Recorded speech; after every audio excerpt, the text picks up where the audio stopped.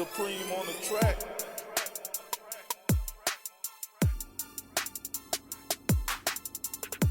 You're now tuned into the Supreme Decisions Legal Minute Podcast.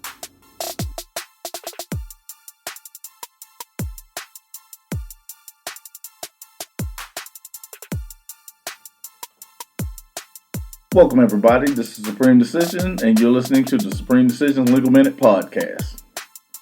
Now, I'm going to start off with a little bit of derogatory statement at the beginning of this.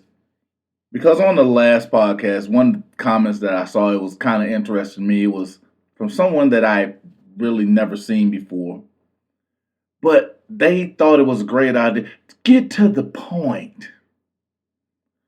Well, the one thing I also didn't see was a cash app, a donation of any sort from this, even a thank you, which is available on the YouTube channel.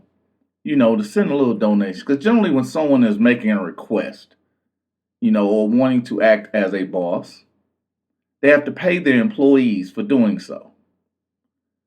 So the point that anyone would like me to get to at the start of any podcast or any video, or don't like the way I'm doing something, you might want to put your money where your mouth is.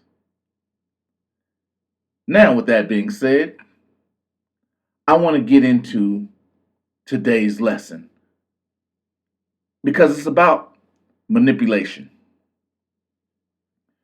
Many of us actually sit down and we go through different aspects of life for the most part, and we think that there is something more grandeur that we're facing when in fact it's the most obvious thing and it's the most prevalent thing that we are experiencing on a day-to-day basis. Many of us use it as programming. The programming itself is manipulative. It's someone injecting an idea into your life or your passage, your being, your podcast, in order to gain some form of control or some semblance of implanting an idea and actually making you believe that it's your idea. And that's what today's podcast is called. The Inception Podcast. Now, most of you will look up the Webster Dictionary's definition of inception and it means at the beginning. Well, that's where our inception begins, at the beginning. Because when you become a quote-unquote American citizen, or you become someone that is born or at birth on a quote-unquote U.S. land, the programming of citizenship begins. This is also done when we're talking about the ideas that we believe that police officers are good people because of the uniform. But police officers believe that they have authority because of the uniform. Both ideas are part of inception, because it's been placed into our being, into our mentality from the beginning. And no one's actually ever stood up to actually make sense when they're challenging these ideas. Because even when you're talking about on a biblical level, God and Satan, Lucifer, Beelzebub, El Diablo, many people think the fight, they're fighting for your soul. He wants your soul. They actually tell you in the Bible,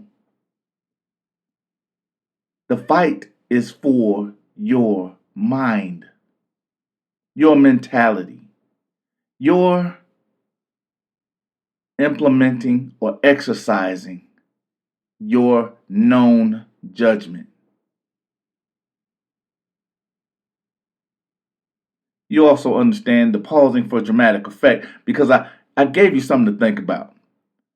The fight isn't between good and evil, isn't for your soul, it is for your mind. So when we're talking about inception, it's the implanting of an idea. Because that was actually one of my favorite movies. And I actually spoke about this once before because I have a friend. And there was a scene in the movie that it just always continues to play out every time I think about it or every time I think of something and then I have a conversation with him because it's almost deliberate now. There's a scene in the movie where Leonardo DiCaprio, he's having a conversation with his right-hand man and he tells him, he says, hey, how are we going to accomplish this? Because, that flight, we only have this much time and we have to do this. There's a Asian businessman that comes into the scene and they're explaining to him, yeah, we're going to have to rent out that flight. We're going to have to pay off the crew in order to get this done. The Asian businessman said, I bought the airline. I felt it was necessary. Same idea. One had expounded on it. Same idea. One saw the exact same situation in a more grandeur light. I'm going to get to the point in a second. I often look at things from a guy who's made six figures several times, doing it illegally and legally. I go to a guy who's made 7 to 8 figures multiple times, legally and illegally. We'll talk about the exact same thing, but we talk about it on different levels. Now, when I talk about things such as Inception, and I talk about propaganda, remember how we go to the beginning? In propaganda, the video that constantly was taken down, and even it was Amanda Ruffin's. It's actually Amanda Ruffin's video where she goes in depth and she explains the programming, the fight for the mind, how you've been inceptioned, that police are good people because we're programmed that they are good people because we're watching it on TV since the 1960s. Now, the problem is those that are becoming police officers are watching it since the 1960s. So they believe the things that they are seeing because I actually told you guys about when I went to prison. One of the things the guys told me, say, hey, don't get caught up in the trick box. And I was like, what is a trick box? He said that television, because it's going to tell lies to your vision. Because a lot of us always have been told, believe what you see, not what I say. Or none of what you hear. So now we're watching something. The problem is we haven't gotten into a habit of not listening to what we're watching. We go into a lot of our situations either as being abused. A lot of people create a type of PTSD from that. I'm actually one of those people who've created a wall where it's almost what's the word? Sociopathic when it comes to police officers. Because the level of abuse, the amount of times I received it, I have a numbness whenever I'm speaking to them. So I don't look at them the same way I actually don't look at them the same way as anything other than another human being. The problem is they took an oath to be a servant, and I treat them as a servant. I expect them to act accordingly because I understand their duties. The problem is I treat them like a servant and I understand their duties, so I don't speak to them from a place of fear. I speak to them and about them in a place of solidified knowledge, understanding, and execution. But that was the reprogramming. I understood that there is no spoon. Because it wasn't a spoon that's bent, you can't bend that. That's impossible. It was my mind that bent. Because again, I was told all my life, you listen to that police officer, he's a good guy. You listen to that police officer, he's a good guy. He look at him in that uniform, he's a good guy. But I understood from 16 years old, that same good guy was the same one kicking me in my chest from a traffic stop. However, there was also a same good guy that was telling me to take my behind home because they're in the middle of an investigation. They're getting ready to arrest your ass. And I know you didn't do it, but they're not going to listen. Same uniform, different behaviors. Same time when I got out of prison, I'm going from place to place here. You're so overqualified. Why do you want to work here? You're so overqualified. Why do you want to work here? You're so overqualified. Why do you want to work here? Because I'm not afraid to get behind that gun and take what's yours. That's why I want to work here. And it was also one of those good guys, Andre Jackson. Officer Andre Jackson, who got me a job at a bank, who made sure for the next 20 years I did not get in trouble again.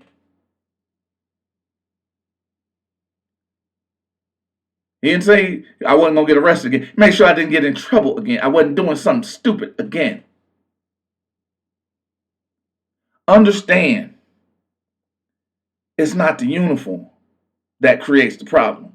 It's the ideas of what they expect us to believe from the uniform that creates the problem. It also distorts the image of what's in that uniform if you're not cognizant and open to understanding what it is that's supposed to be done in that uniform. Because even when we're talking about this programming, it was the most amazing thing to me. I had a conversation with a young lady the other day, a little Caucasian lady, and we were down at the the Hotel de Norte. It's actually a very nice place. If you ever come to El Paso, great place to stop. Great place to shop, great place to eat, also has bomb coffee. Now, her and I was having a conversation, and she brought up, well, you know, slavery is not really an issue because it was so many years ago. And I actually laughed. I said, really? She said, yeah, you know, the slaves were freed and, you know, they stayed and did this. And I asked her, I said, did you understand Jim Crow? She was like, well, you know, those were certain things that were just in one place. I was like, no, it was pretty much engulfing the South. I said, did you actually even know in 2022, November, that slavery was still on the ballot? She took a gasp. Slavery is on an election ballot. But again, she's part of a world where slavery isn't part of her normal. She's part of a world where her mind is tuned to something other than actualities. My skin tone doesn't allow me to not know that slavery was on the ballot in 2022. But here's the great part about it. I'm going to say something to y'all. There's a lot of people that's going to listen to this podcast that did not know slavery was on the ballot in 2022. I'm going to give you another one. Slavery is still alive and well in Louisiana, because that was the only state that did not vote to abolish slavery. Because most people that are going to vote have no idea what they're voting on, because nobody reads the bills that they're voting on, and nobody that's pushing these bills are talking about them. Because they understand, if I give you a good show, I tell lies to your vision, you're not going to hear anything I say. Because even when I talked about sales, I told you, everybody tells you how to sell them. Because everybody's favorite topic is themselves. Now, why is that important? Because to be a good salesman, you have to hear. To be a great salesman, you have to have the art of listening. There's literally a book out that's the art of listening. Because it is a learned behavior. Is very seldom practiced, because I even talk about everyone has the right to remain silent. Very few have the ability to remain silent, because everyone places themselves in a manner of importance, greater than the situation, when in fact no one cares about you other than you. Because, see, no one's listening to that. But we live in a society that tells you you're the most important thing in the world. The earth revolves around you. The programming is becoming detrimental. I'm going to give you another form of inception because, again, as me and this young lady spoke, I asked her when the slaves were free. She didn't know. I smiled and I said, do you remember the Emancipation Proclamation? She said, yeah. I said, did you know when it was done? And she was like, well, yeah, when Abraham Lincoln was president. Did you know when that was? And she was like, well, I'm not sure. I said, well, yeah, darling, that's the 1800s. I said, but I'm pretty sure you know Martin Luther King and Malcolm X. And she sat up. I said, because they were around in the 60s and 70s. We were still having civil rights issues in the 60s and 70s because even in North Carolina, on the way to Myrtle Beach, if you're coming from the South, there's a little town that has a sign. No niggas allowed. In Fort Valley, Georgia, there's a day called Nigger Day. But see, when I talk about these things, those that are not privy to this information think it's okay because the inception of it, because the programming, the ideas, the actual giving of what it is that makes you who you are is now being challenged because you're trying to bend the spoon when in fact that's impossible. Because any idea I give you, I want you to make it your own. I want you to believe that you are the one that came up with it. That way you can be comfortable with the outcome of it. You don't have to know the reality because I'm giving you one. And these are the things that most of us have very, very little idea what it is. Now, I keep saying slavery, slavery, slavery, slavery, inception, inception, inception, inception. Let me do something. The United States v. Kosmansky, 487 U.S. 931, and it's a 1988 case. The United States Supreme Court finds that involuntary servitude, slavery, involuntary servitude in certain, because remember I always told you words have power, but also you have to understand changing the word does not change the context. Because when we learned back in the day in actual social studies, we knew about indentured servants. Remember that? Because even when I read the police officer's oath of office and the Georgia State Constitution, they are in service to the people. They are a servant to the people. They are a fiduciary to the people. All of those mean the exact same thing when we're talking about in layman's terms. But the United States Supreme Court finds that involuntary servitude means a condition in which the victim was forced to work by the use or threat of physical restraint, personal injury, or by the use or threat the law or the legal process provides. I'm going to say that one more time because most of us don't understand the context of it. The United States Constitution and the Emancipation Proclamation, which is an announcement, made it illegal to hold someone, even 3/5 of someone, and any idea of involuntary servitude. There is no such thing as a debtor's prison, yet people go to prison for a default judgment in the guise of contempt of court, in the guise of not paying child support. People go to prison for a debt Because we look at something like probation, which is supposed to be an alternative to jail, as something that's a contractual obligation that you defaulted on. Whoops, because even Georgia v. Bearden made that illegal because there is no debtor's prison. But when I talk about the use of threat by physical restraint,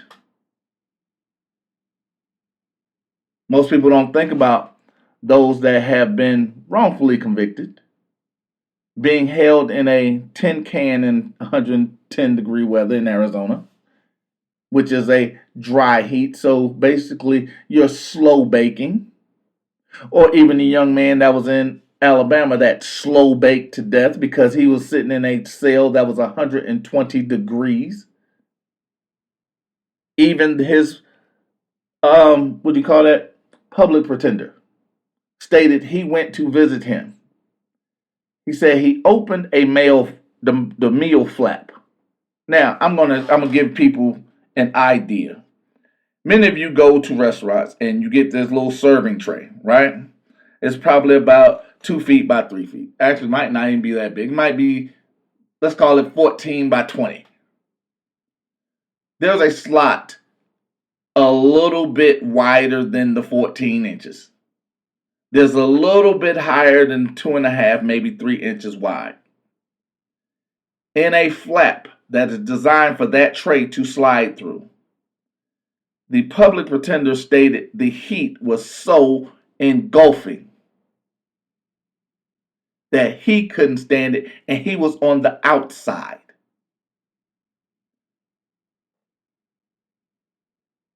But we look at, because they're in an orange jumpsuit, because of the programming, that person that was in that jail was there for a reason. We forget about the bail reform. You remember that? The bail reform. We're going to stop all these people. But then we look at, out of 2.1 million people that's involved in our prison system now, 840,000 of them are there because they can't make bail, not because they've been convicted of a crime.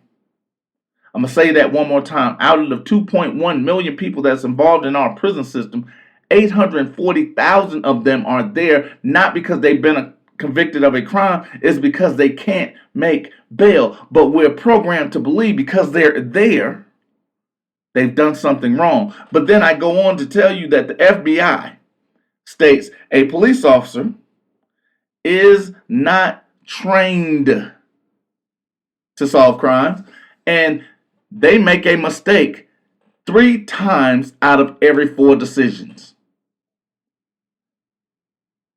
If I was dropping fries at McDonald's and I messed up the fries 3 times out of every 4 times I cooked them, I would not be able to keep my job. Do you realize that's 75%? If every time you got $1, I took 75 cents, you would not be happy. I'm going to say that one more time. If every time you got $1 and I took 75, I took 75 cents from you. So you're working for 25 cents. You would not be happy. But then we excuse the actions of someone just because they're wearing a uniform. But oh, wait, there's more. We see video after video after video after video after video after video after video after video of these police officers that are in these uniforms not even knowing what law is. They use stock language. Why would they give someone with the ability to articulate a means to not articulate if they're intelligent? Why would every police officer, no matter the police force, no matter the state, the city, the county, say the exact same thing if it's not part of the language itself? Stop resisting. You look suspicious. Well, I am here lawfully because someone called me. I have to do this. Yet when you ask them for that code that they have to do, which means that must be etched in their brain because they have to do it. None of them know it. Because here's the great part about it. People always talk, well, why don't you just comply? I could. I really could. But then I could also go back and refer you to the 103 people that I named that were executed that complied. Or I could talk about a couple of podcasts ago where the young man sitting in his car complied, Sean Bell. Or I could talk about the man that was laying on the ground who the police weren't even looking for. Or even kicking in the wrong door, like either was it Charles Hawkins and Amir Locke? Or I could go through the plethora of police officers that have planted evidence on people that were complying. And it amazes me. We know they're not intelligent because even us as people, when we see someone become a police officer, we never say, that guy is super smart. He's a good cop. No, we say they became a cop because they got beat up all the time in high school. Nobody liked her. They power tripping. Because again, they've been programmed to believe they have power because nobody's read their state's constitution, which they swore to. Nobody's read the organic code, which they swore to uphold. Because it's amazing to me whenever I repeat these things to a police officer. And I work for Dallas County. Well, that's funny. Your oath of office says you work for the people. I work for the police department. That's funny. The police department is nowhere on your oath of office. It's also nowhere in the state's constitution. You know, the things that you swore to uphold and defend. How is it that you're going to do that when you have never read it? But here's the great part about it. The inception of it. Because they've been programmed to believe something. And then when we don't fight back, we don't question because that's what we're programmed to do. Not fight and not question. Just comply and give in, even though these people can't get it right 75% of the time.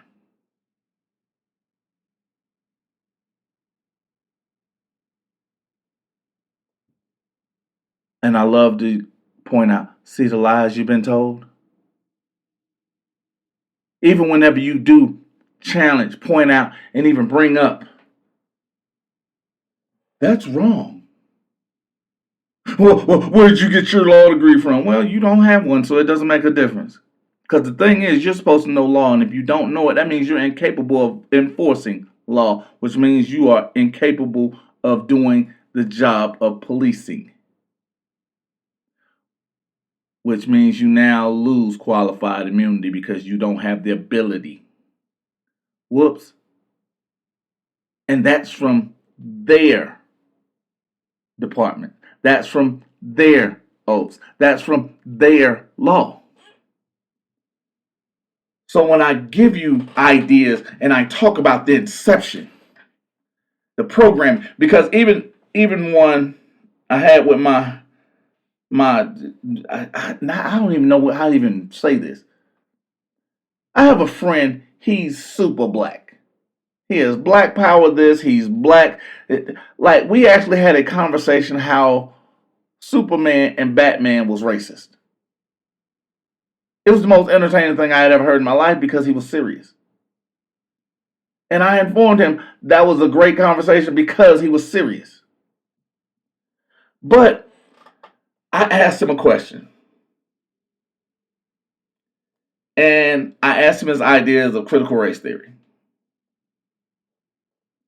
And he was like, well, critical race theory and is it's intricate because, and he went through this long diatribe of, wow, it's intricate. But what was interesting was I followed that up with, what about the Confederate statues? Now I'm going to do something because I'm going to dumb down for my audience so I can double my dollars. I'm going to let you criticize me for it, but you're going to all yell holler. But here's the thing about it. When I asked that question, he was gung-ho at getting rid of the statues. Watch where I go with this. When we talked about Inception, right? We talked about the program. We talked about the battle for good and bad is for the mind. We actually talked about going to things and accepting things as they are because of the programming we have been bombarded with since birth, right? Since the inception. Now, D.L. Hughley spoke about something. The most dangerous place for a black man to be is in the mind of a white person, right? It was a great book.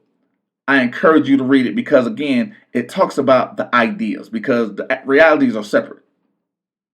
So in conjoining them, it becomes dangerous because one's reality is not the other's. And even when we talked about the statues and critical race theory, he didn't understand that there was a bigger play at hand.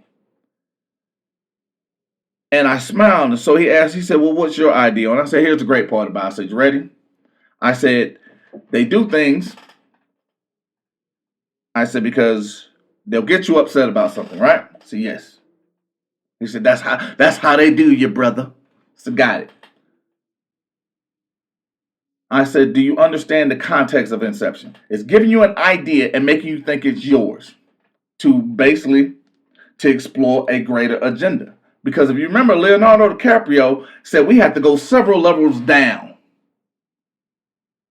in order to make the idea stick because he still has to come up with it. Now, I'm going to tell you that these statues are racist. They are a reminder that you were a slave and that you weren't a slave. Your ancestors were, you weren't. Right? Let's catch that one. But they are a reminder. They're history. So now, because of your dark skin, you have to get rid of all these slave owners. Let's get rid of all these slave owners. Knock down all these statues. Let's get rid of everything that reminds us of slavery. Now, we talk about critical race theories. Because now we have no actual reminders of the horrible history. We also talk about how horrible the white man is for rewriting the history. Now, by getting rid of the statues, we're actually aiding them in getting rid of critical race theory. We're actually aiding them in rewriting history because now, if you look at a social studies book, they're writing out slavery. They're writing out the bad that they've done. They're writing out everything, and we're accepting it because we're participating. Whoops.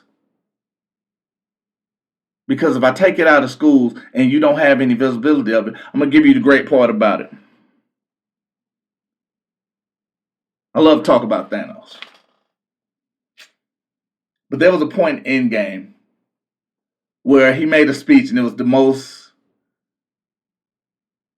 I actually smiled when he made it because it made the idea of the sense it made because it mirrored what's going on with the inception of the critical race theory and the getting rid of the statues. He says, I'm going to kill off all of those that knew better. I'm going to get rid of everyone that knew better. He said, because the new generation will have no idea it existed.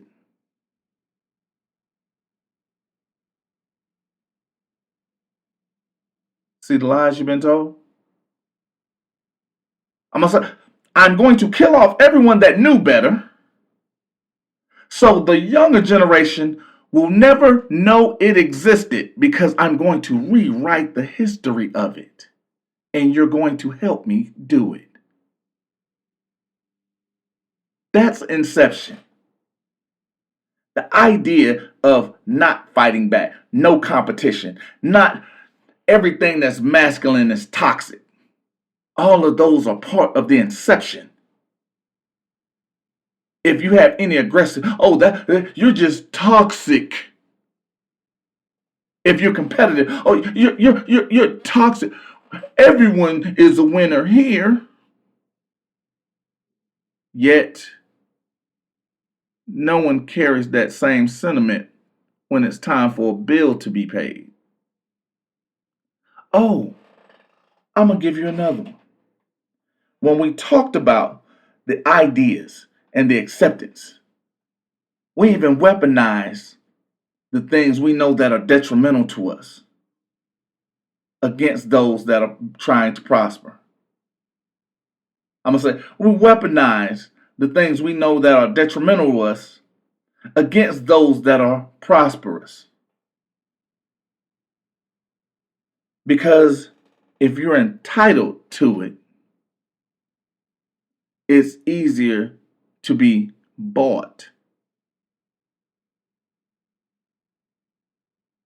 If you don't have to work for it, there is no suffrage, there's no connection. If I then separate you and everything goes online, I've told you for the past 100 years that human touch is the essence of life. It's the qualifier, what makes you different. It what allows you to elevate yourself. But now I'm going to tell you, touching someone is detrimental to you. Because that goes against my agenda.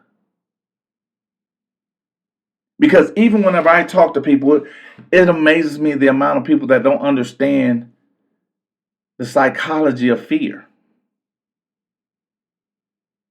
Because they would rather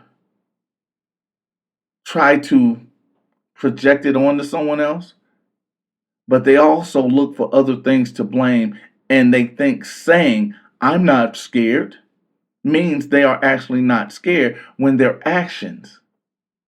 Here's the thing, because one of the things, the reason why I talked about the sociopathic ideas that I have towards police right at this moment is because men lie, women lie, words lie. Because they all don't believe in anything you hear. Watch what you see. What are they showing you? Because your body, people say, well, I really can't lie to anybody because it's going to come out in my face, because your body has certain reactions. What happens when there is no reaction? Because there's no, remember, the law of conservation of energy cannot be created nor destroyed. It can only be transferred, and that transfer can only come from the outside. What if there's an outside disturbance that does not change your energy state? You're called sociopathic.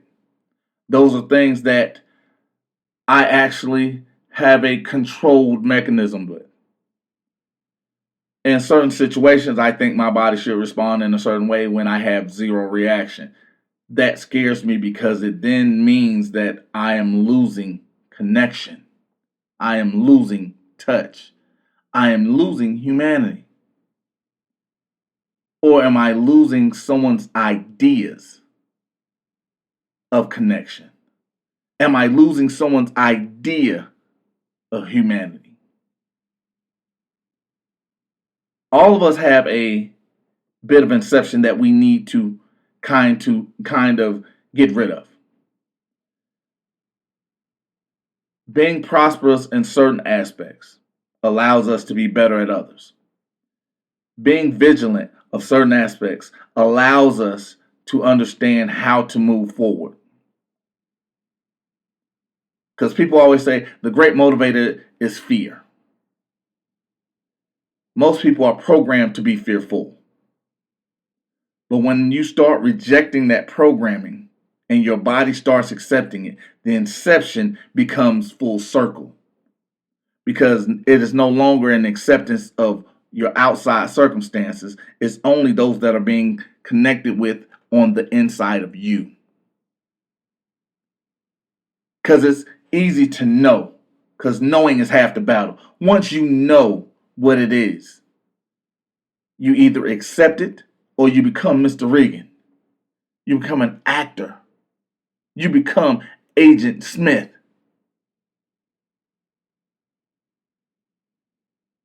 Or you go out and you understand that there is a sacrifice worth making because it's greater than yourself. Because history can only be repeated when it's not known. History isn't bad unless you make it bad. Hiding it does not help you move forward. It only creates more disillusionness. What we have to understand and recognize is the bigger picture that's being played, because most of us are trained to be short-sighted. We are in a microwave society. We want everything instantly. We want everything done now. But the simple thing is, what's the entire picture? What's the entire picture? Because even when we're sitting in our homes, they're feeding a vision to us. Many of us are not even looking at it. But even in that context, even in that space, even in our own separations, we accept things as we think they should be, not as how they are. And we cannot expand our mind to buying the airport because we felt it was necessary.